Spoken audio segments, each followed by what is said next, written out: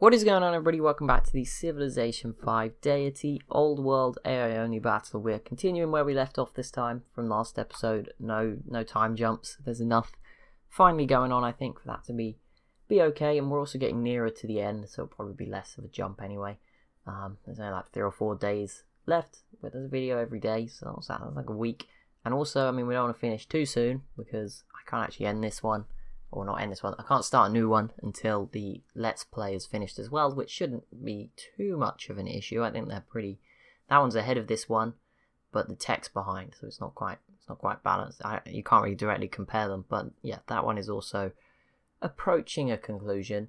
But yeah, because I don't want to switch the mods at the same time, those will have to be both finished before I can start a new one, which I've already said will likely be an Asia game. That might take me a bit longer to set up, but yeah, I'll try and get that ready as soon as this one is done, and obviously I'll be pushing this one as far as I can go as well, just for fun, see what happens, as you guys do like to see that as well, beyond the results that will come at turn 250, or 18 turns from now, which is roughly 3 to 4 episodes if we don't skip anything. We may skip 1 turn or whatever if nothing's happening, but yeah, from now on we'll probably just go straight till the end. Unless, like I said, unless everyone just randomly pieces out and it all stops. There we go. We can see a city fall right now. Pretty big one. Russia will grab Mongolia's second last city. We'll just scroll over. I don't know how close they are. Not really to get in Shanghai. Plenty of units to get through. But there you go. They conquer Beshbalik. So Russia, their first expansion in a very long time. And they're making pretty quick work of it. They're making some of these other civs. Not naming names, but you know, some of these civs who aren't doing so well. Yeah, definitely not highlighting anybody here. Definitely making them look pretty bad, but there you go. Byzantium v India is still going on. So far it's been a pretty good one for Byzantium. They gained 1 city. It looked like they might get another. At the moment there's not really a melee unit close enough, but there's still a chance they get to Medina. India's sort of flopped a little bit and going after the rest of Ethiopia, although this island might fall potentially, which kind of sucks for them. We'll see if Mongolia puts up much of a fight here, or are they just going to retreat? I would assume they just sort of want to tuck in and hide. They do have some planes actually, which is a surprise. I mean, nothing on what Russia has available to them here, although I don't think Russia's using any of these on Mongolia. They might use the bomber. Don't think they'll be nuking them anytime soon.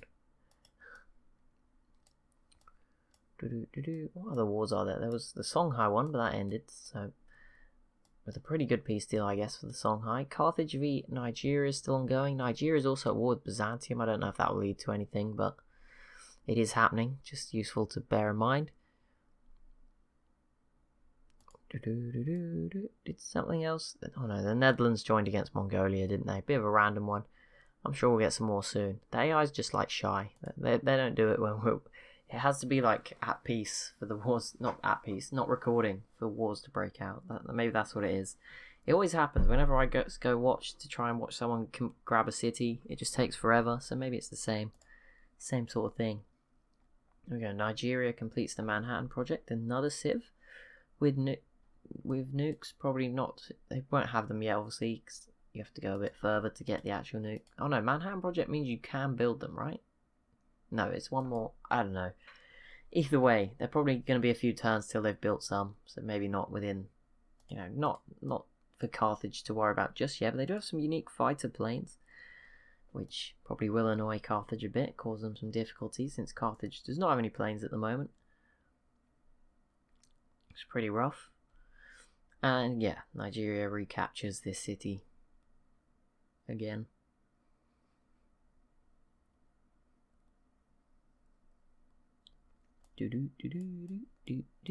Russia, you are the guiding. I think we just want to focus on what Russia's up to. That's the most interesting. Hopefully we'll get something this turn. I feel like there's a lot less now that I'm actually here doing it than I thought there was. 99 pressure, wow. I don't even know, where is the holy city for Buddhism? Is that Siam's? Yes. That is 99 sounds like a lot. 90 pressure. Here, India's a bit more divided. Buddhism, Islam. Don't know what is Europe. Europe's all Catholic, isn't it, in this one? Don't think there's any other religions found. Oh no, there's a divide. Russia, Byzantium's obviously kind of carried on the torch from Arabia for Islam. spread that across Eastern Europe by the look of it. Greece seems to be sort of split between it and Catholicism. Some quite interesting, diverse cultures forming. Quite exciting. There's been some amazing comments thanks to one specific commenter, which has been really appreciated, and I will be sharing those at some point. I'm trying to work out the best way to do it, but if you have seen them, some of the episodes, if you look at the Info Addict episodes, I think in specific, there's some really amazing comments about the cultures of some of these civs, the religions, and there's even now some artwork coming along, which is, yeah, I'll be sharing it. I'm not sure whether to do it in like an episode and read it out or to post the comments. I'm still thinking about it, how it would work, but yeah, I will definitely be sharing that in some form to make it easier for everyone to access, because I think it's amazing work, and if you're interested in that sort of thing, then you'd really appreciate reading it. Big turn for Byzantium. Well, big turn for Byzantium with relation to India is that they don't want India to kill that Great War infantry, if possible, as India enters the information era. So yeah, probably a good thing to do the results sooner rather than later. I'm guessing the Tsar are further ahead and they're probably getting towards tech level 80. I assume Russia's probably there at this point, and we don't want it to be unfair on Russia, which it is unfair. Like, you know, if you're on 80 and other civs get to catch up, because it's not actually that unfair on Russia, because I would know, but it's if more than one gets there, and I don't know the order, because as I've mentioned before, the Info Addicts, I don't know if it tracks it on the order of who gets what it actually uses. It's not alphabetical order, which is a good sign, but it might just be completely randomized. Like, and for some of the statistics, I literally don't know, and obviously we could do the maths and stuff and work, like, average it out to give everyone a fair point, but normally I just use the list and take it as, like, you know, as it is, regardless. So even if 10th and 11th have the same, I think it's a downside. Every method's got downsides, right? If 10th and 11th are the same on the Info Addicts, like, I'll just take 10th and give them a point and assume that maybe the Info Addict picked who got there first.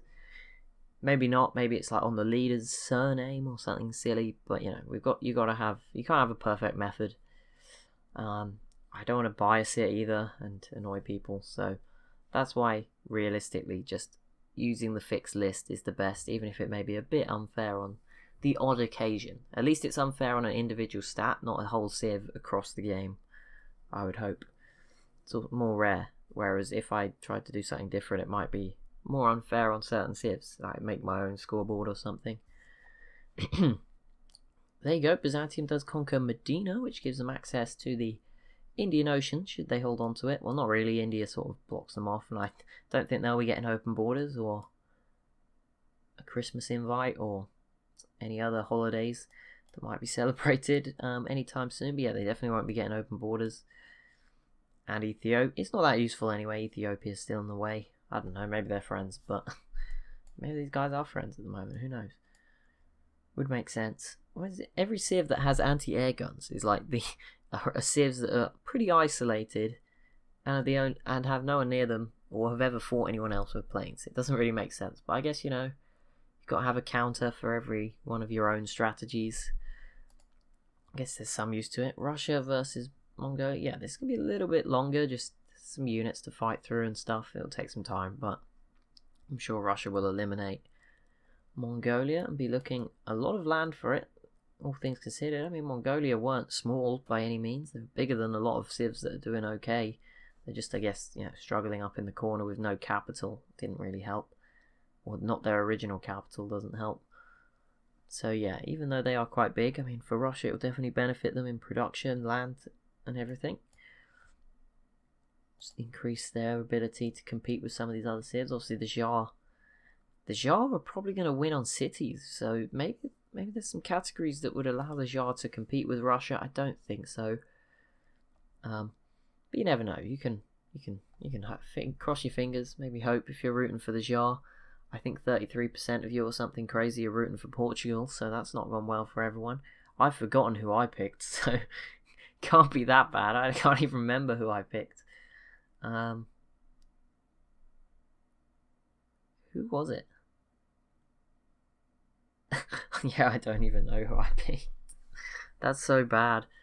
I think it might have been, was it the Zulu? I don't know. No, I have no idea who I picked.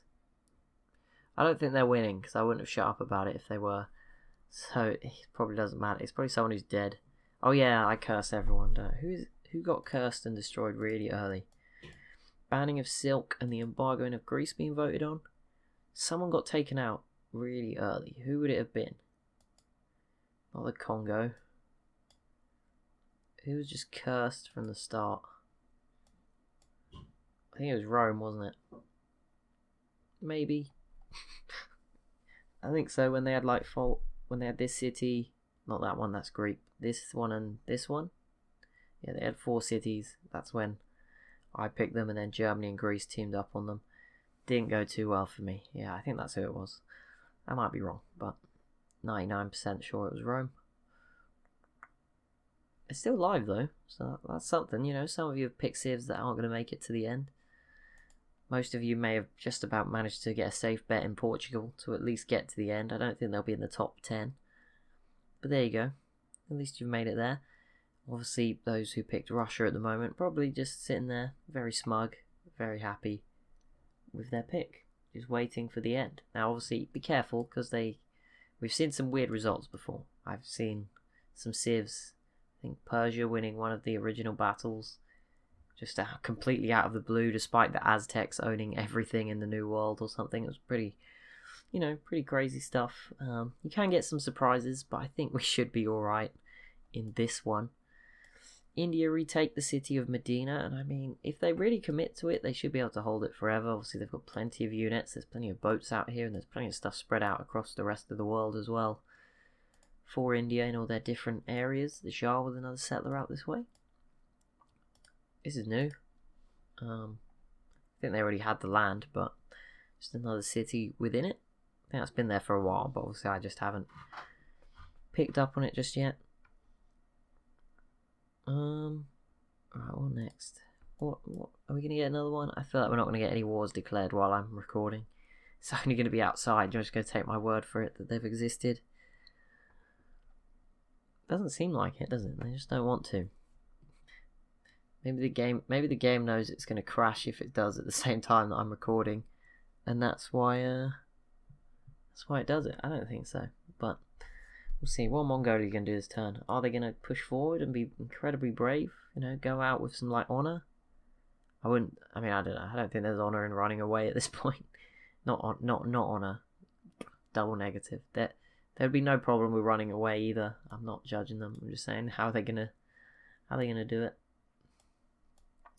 Germany obviously looking better and obviously pressuring the Netherlands. They will need to improve as they conquered these 3 cities, which will help Germany out quite a bit.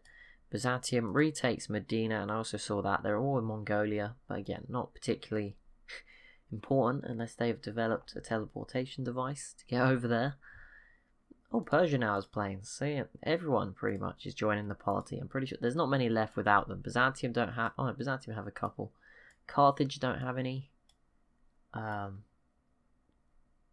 Rome doesn't have any, obviously. Songhai, oh, they do now. They didn't for a while. So that's, I think, everyone. Burundi doesn't have any. That might be oil, not technology, or both. I'm not sure.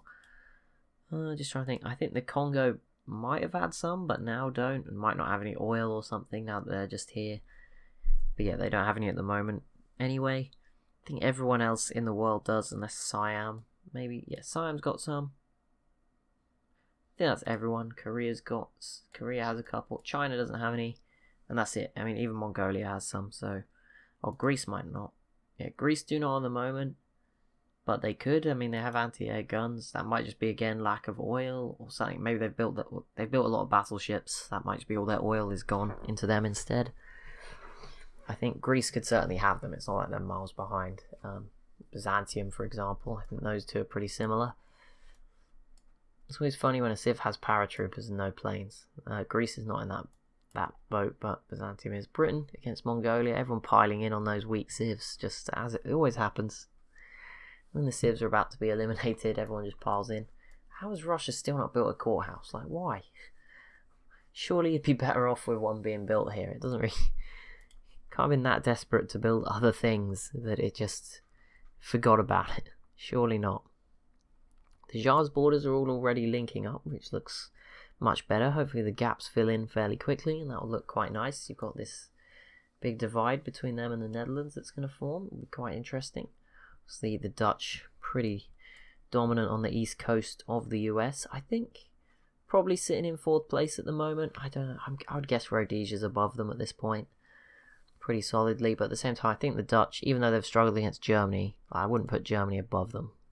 I think that's just down, maybe the Netherlands being spread up is actually why they can't beat Germany, whereas Germany's all in one place. So yeah, I'd still probably expect the Dutch to come 4th based on everything right now. Maybe 5th. I don't know where India slots into that. There, I guess, harder to, I don't know where I'd judge them. 4th and 5th is probably India and the Netherlands in some sort of order. And then I would expect Nigeria, the Songhai, Egypt to be 6th, 7th, 8th. Not necessarily, but just 3 more. And then 2 other civs in the top 10 at this point.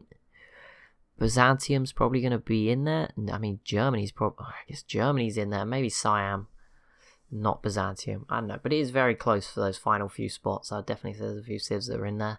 I think if Germany do make it through the next 15 turns, they're probably there. I think at this point they might be like 9th, that top 9, and then maybe 10th is still up for grabs between a Siam, Byzantium. I wouldn't really put Persia in there, but you never know what stats people are doing well on. They might have a lot of culture. Greece, Carthage even. Might just have a lot of, some of the unusual statistics that not everyone wins. Korea is obviously still pretty good as a civ, so I don't know where they'd all fit in together. But I'd say Germany has probably done enough that if they make it to the end without Russia taking everything off them, they should be fine. India, I think had already retaken this, but they have it at the moment. Siam joining in against Mongolia, not as important at the moment. Songhai unit do anything? You've got plenty of units, plenty of archaeologists as well, so don't get too carried away. But see, it's 1930 AD, and I'm pretty sure Russia has explored the entire universe and space at this point in time. They've had nuclear missiles for a very long time. Now they have a ton of them. So much uranium must be in this small area. It's quite ridiculous. Obviously they get double, which is, but there still must be a lot to get all this. Nuclear missiles obviously used too. And then there's just a scout. You'd think there'd be an upgraded version of the scout. I don't know what you'd call it, like the Spec Ops unit from Civ 6 or something like that can just go and, sneak around, or like an intelligence unit or something, but kind of everything. Or with just, would just basically be, can we have a real life simulator, please? Don't think so. Right, Byzantium reconquer the city of Medina again. Again, India showing a bit more of a naval presence. They'll probably take it straight back, but who knows? We can hope, right? Maybe a peace deal will come. Byzantium will get to stay like this, look a little bit cooler. Sadly for Byzantium, the issue's always been, it's just where do they expand? This was just luck. I mean, India declared this war and Byzantium was just ready to capitalize. Now, it's not looking so good. Byzantium with very few units left over here. So they need a peace deal soon. And also they can't really get to Egypt. Greece is looking pretty equal and hard to get to. You're not going to attack Russia. The Germany one, you obviously lost any hope out there. And Persia's again pretty much separated by mountains. So I don't really see what they could do better. I think this is the limit of what they could do. Given the scenario, I think they could have done better before all these civs got incredibly strong or difficult. But obviously it's too late now. Great Britain's turn. Quite a big one. Are they still all Portugal? I think so. New city here from the Dutch, I think, as well. And this one's new as well. A couple of settlers out this way. This is good for them. Oh, the Jar with a ton of units coming over. See what if they attack India, this would just cause a global. That'd probably be the biggest war in terms of scale. Obviously, Russia v the Jar is the biggest in numbers, but head to head, it wouldn't be that big across the whole border. There'd be some little fights in here and stuff, and big fights around this city, but the Jar and India just have units all over the place. It would be a nightmare to track. I would hate to be playing as one of those if those two broke out in a war, because there's units all over the Pacific. I just imagine there's random units around the Atlantic and everything, just having a look around. The Indian Ocean's obviously going to be full of their units as well. It would be a complete nightmare. Siam is kind of doing a good job. They're separating the two and surviving for now in Southeast Asia. That's probably sparing us from that kind of monstrosity of a war, just all over the place, consuming everyone. But that is it for this episode. So as always, if you have enjoyed, be sure to leave a like and a comment down below. I'll probably speed up a few just because this one did slow down a bit to maybe get to turn 240, and then we'll go over the last 10 turns no matter what. But yeah, thank you so much for watching. As always, if you have enjoyed, be sure to leave a like and a comment down below. Be sure to subscribe as well if you're new to the channel, and I'll see you in the next one.